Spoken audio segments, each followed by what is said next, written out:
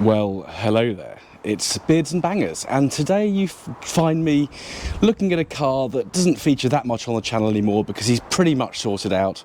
So today, if I spin you round, we're going to have a look at Huzzly, the MG ZT190. We're going to have a look under the bonnet, and we're going to have a look at why he's getting a very wet boot.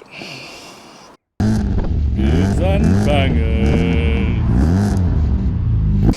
So last I didn't actually film this, so I was going to talk you through what happened. So Simon from Smashing Piston was down with me. We're doing work on Penny, which you'd have seen the video on a week or so ago. Now, one of the things you'll remember from the early videos is Huzzly's bonnet kept trying to kill me. So he would not stay up, so the gas struts packed up.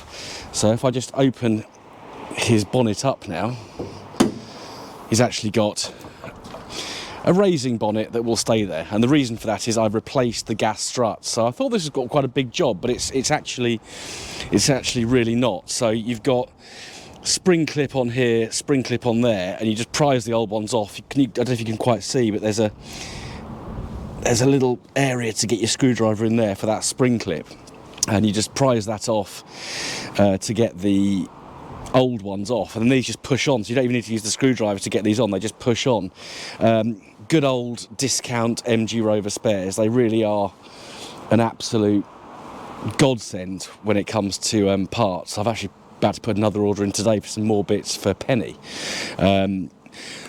Excuse me, because I'm actually going to do the same, do a gas struts on the bonnet of her, just to make life a little bit easier. But yeah, really easy to do, and it just means that I can now work on this car, or anyone can work on this car, without fear of the bonnet slamming down on fingers, heads, whatever else you might happen to have in the engine bay when you're working on the car. But yeah, driving really nicely. We'll do an update on the engine in due course, because I need to make a return visit to Mr. Tom Force at some point.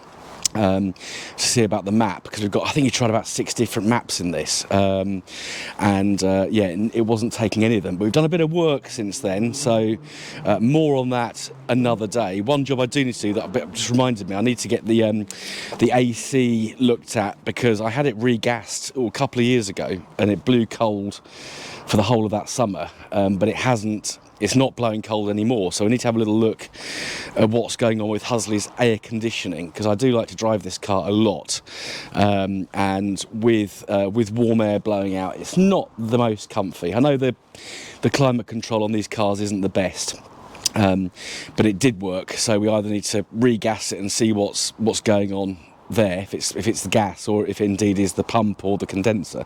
Don't think it's the condenser. We've had the front end of this car off a few times now, and that all looks okay. So more on that another time. Just shut my lovely...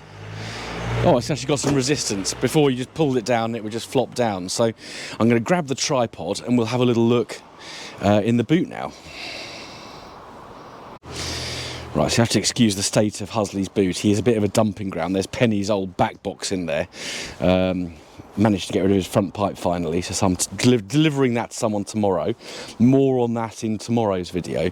So, water ingress into a ZT or 75 saloon could be a few things. So it could be our windscreen, our drain here going around the windscreen, so water could be getting in down there. We've also got these seams we need to look at quite carefully, so we can see there's a bit of an open seam there. It has been pretty nice this week. The weather's actually been really good, so it's probably not the best day to do this because there's no moisture in the boot. But the reason I'm checking this is that when I went to see my friend James a couple of weeks ago, I put my laptop. I had my laptop with the P-scan on and my camera and various other bits and bobs with me, and we went for a breakfast in a Wetherspoons, and I didn't want to leave the laptop bag so on the back seat because that's a bit dodgy. So yeah, I had some microfiber towels kind of folded up down here, and they weren't just damp; they were drenched. So we need to get to the bottom of this because I've spent a lot of money and time on this car and brought it back from being an absolute pup. So I'm just going to have a little look at these seams, and I'll take you with me. So we've got one here. That there could be a bit of a gap there. We'll need to have a look at that, but we'll sort of work through things and eliminate them as we go. There's a seam, of course, down here. and that looks pretty good. We've got a bit of corrosion in there, and if we look on the other side, so we've got that seam there potentially. We've got a bit of corrosion going on there, but that I wouldn't think is going to be causing a leak. So yeah, this seam looks pretty good. Next thing to check is the boot rubber itself.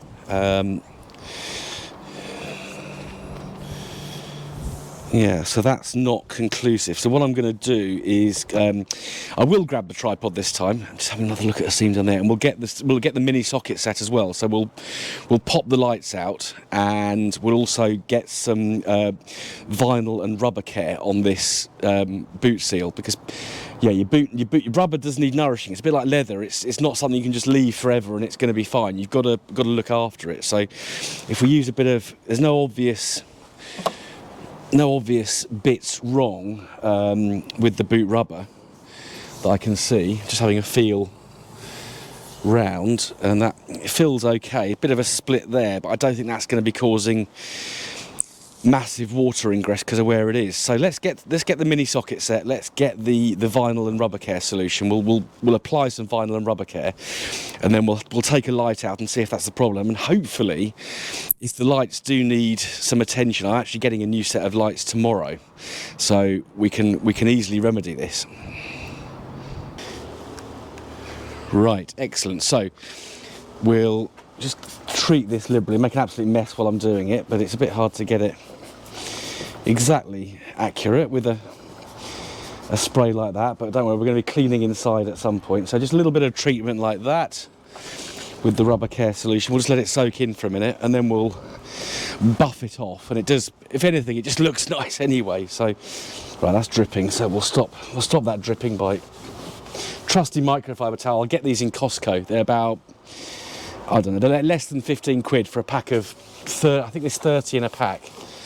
So really good value. So yeah, if you are a Costco member or know someone who is, and you go through microfiber towels regularly, as I do, then yeah, get them to get you a pack of these, because it's far cheaper than buying the little packs of 5 in the supermarket or in Halfords. So let's just wipe it in there, get that off there. So that's just got a bit of treatment on there. I think I'm going to go over it again actually, because you can actually really buff rubber up quite nicely with this stuff. So we'll just give them another. Oh, turn that off. That was silly. Let's give them another light dousing.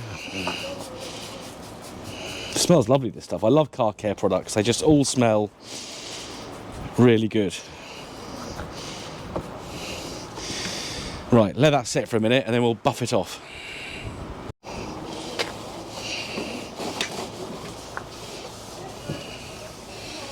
Right, so that's that buffed off. So what we'll do now is we'll grab the socket set and we're not going to take both lights out because I haven't got any gaskets. One thing I can see, and this is potentially a clue, I don't know how well you can see it, but there is moisture in here. Not a lot, I've seen worse, and there's a little bit on the other side as well. So our lights could be our problem. So getting these out, I've never taken the lights off this one. I've done it on the 260, so that's had new gaskets put on. But I've never done it on the 190. So I'm going to grab a socket set and we'll get in here and have a little look at what's going on with these lights. Right, so I've got my little mini Draper socket set here. I got this free when I subscribed to Practical Classics a few years ago, many years ago in fact, and it's just such a little handy. It's small, light, it's really, really practical for doing stuff like this. So I'm going to pop a light out. Oh, there's a suction mount there, better put that in a safe place. And some oat 5, oat or just oat. So we'll pop a light out and first, before I do that, I'm actually going to just tighten them up, see if they're loose, because if they're loose, it could just be that. So we may end the video sooner than I thought. So we just peel, obviously post-project drive car, we haven't got any plastic trim here, like a nice light cover. You just got to sort of peel the carpet back a bit.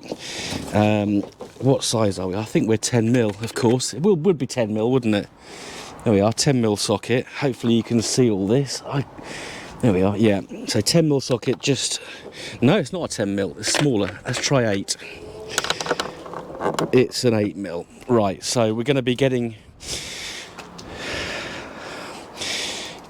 in here, and we've got 1, 2, 3 bolts. So I'm just going to first just see if they're loose and just clamp them down a bit and see if that works. And then if they're loose, then great, we'll tighten them up on both sides and see how we fare next time it rains. If not, we'll get the lights out. So we'll try tightening them first. If I just pop the camera down there, like so. There we are. Right, we'll put a little extension bar on here as well.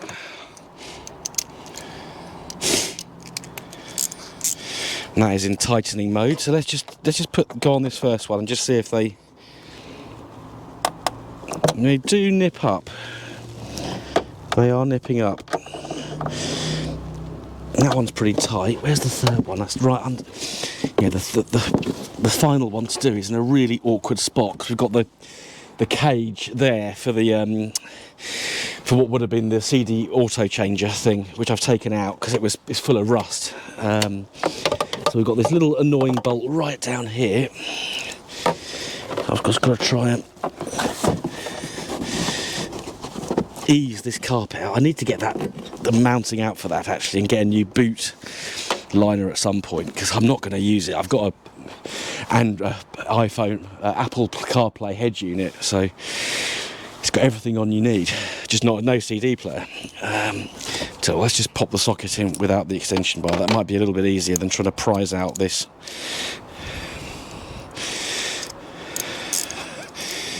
Prise out. There we are. I'll go in there. Oh, are we in undoing mode? No, we're in doing up mode.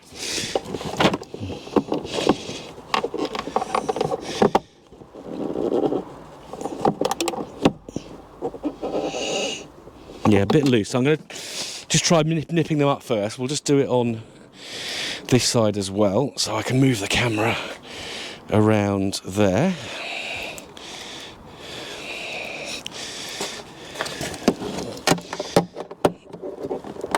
Yeah, there's a bit of play in there, so that could be our issue.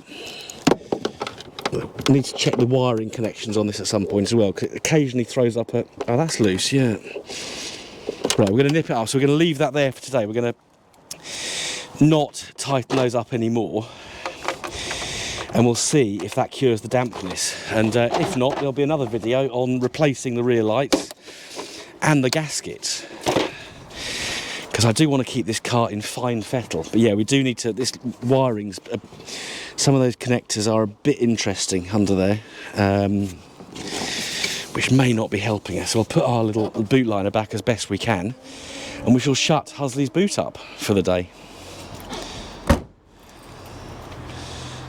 So thank you for watching this Huzzly Bear MGZT 190 based video. We'll try and do some more content on Huzzly because he's not got a lot to do to him, but he's a keeper, so it's a car that's not going to get a massive amount of content, but you will see him at various shows and such like coming up this year. But yeah, nice to sort of keep on top of these little jobs. He's got a little bit of welding. With welding to happen in April. I think the MOT is up on this at the end of April. Can't believe it's a year ago. Nearly a year ago, we finally managed to get through an MOT. So thank you for watching. Thank you for bearing with during this quiet winter period. It's tough getting views this time of year, so your support is massively appreciated. So don't forget to hit like, subscribe, share it with your friends. I know a lot of you are sharing these videos, so that's greatly appreciated. And drop a comment down below as well. I'll see you very soon on the next episode of Beards and Bangers. Goodbye.